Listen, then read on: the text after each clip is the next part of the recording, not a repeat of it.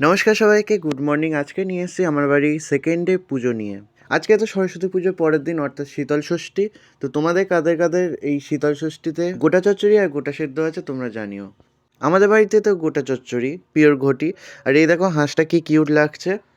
আর তুমি যতই ঠাকুরকে খুব সুন্দর করে সাজাও না কেন, সব থেকে বেশি ভালো লাগে পুজোর পরে ঠাকুরের রূপ ফিরে যায়। আর এখানে কেশববাবুও পুজোর জন্য রেডি হয়ে আছে, ওর হাতে সন্দেশ দিয়ে দিয়েছি। তারপর অপেক্ষা করতে করতে ব্রাহ্মণ এসে পুজো করবে।